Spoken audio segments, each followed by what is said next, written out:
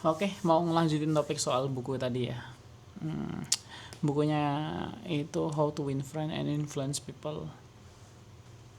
Tes on. Oke. Bahasa Indonesia-nya cukup silly sih, namanya kayak aneh gitu. Bukan nama yang unik. Kayak ya kalau buku-buku Raditya Dika Koala Komal atau apa itu kan nama pun menarik ya. Maksudnya nggak langsung on point. Buku ini tuh kayak on point gimana cara how to win friend, gimana cara berteman dan mempengaruhi orang. Itu kayak kayak judul-judul anime yang baru aja baca udah tahu intinya.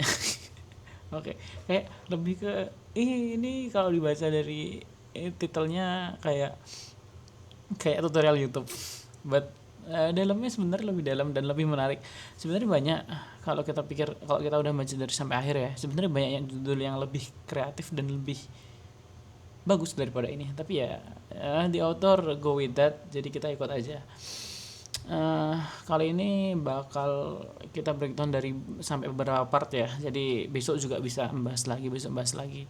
Dan tiap partnya aku usahain biar sesimpel mungkin dan jadi langsung dapat on point gitu loh. Kalau di buku itu lebih ke cerita pengalaman pribadi dia, dari dia bikin bikin kelas isinya isinya social engineering gitu buat buat hubungan-hubungan sama masyarakat gitu. Jadi ada kelas yang dia bikin kelas yang memang buat orang-orang yang biar bisa berhubungan networking yang baik gitu loh. Jadi kita skip bagian ceritanya, kita langsung inti ke poinnya aja.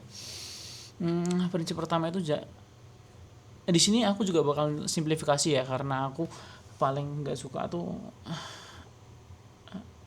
kalau tutorial YouTube atau kita belajar hal baru tuh kayak teorinya terlalu kompleks gitu loh. Eh, jadi kayak terlalu jauh sama real world yang ada di lapangan.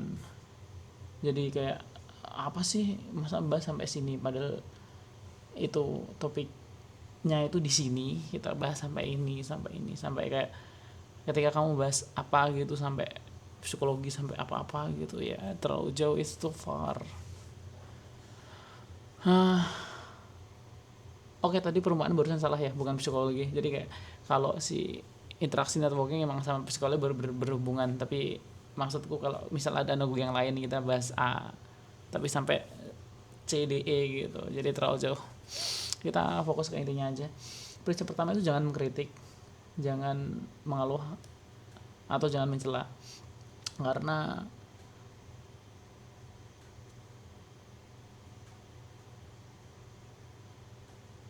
ngeblank jir. Oke, okay, back to topic. Kadang tuh gini, ketika bahasan yang menarik kayak kemarin lah wiki di yang si topik entropi, back kita kembali ke intermezzo lagi ya.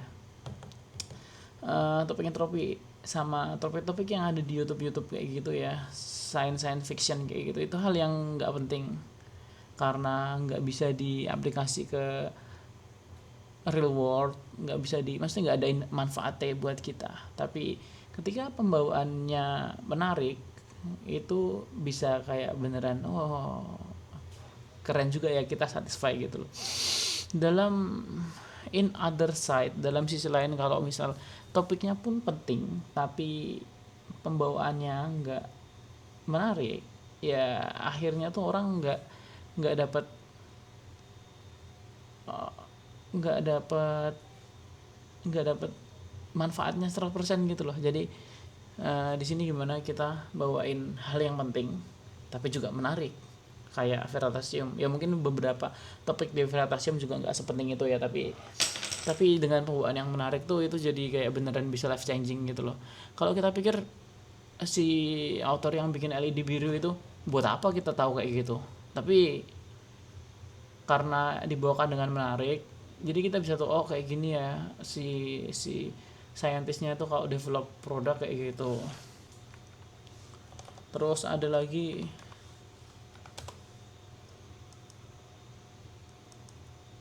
aku yang paling heran kayak gini, ini kan ada channel Fox ya, itu ada hal banget yang nggak penting, tapi whole lives here.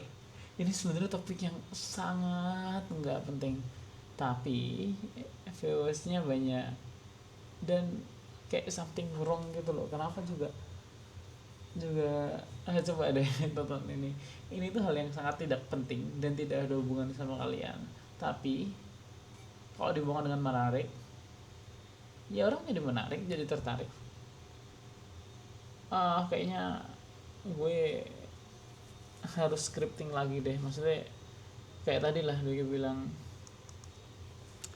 kalau emang kita tahu topiknya secara dalam dan udah di luar kepala, bakal tahu train of thoughtnya nyaman gitu. Tapi kayaknya dengan direkam juga, kalau nggak direkam mungkin udah bisa sih ngomong, tapi kalau direkam agak grogi dan urutan penyampaiannya jadi acak-acakan, malah nggak menarik. Jadi mending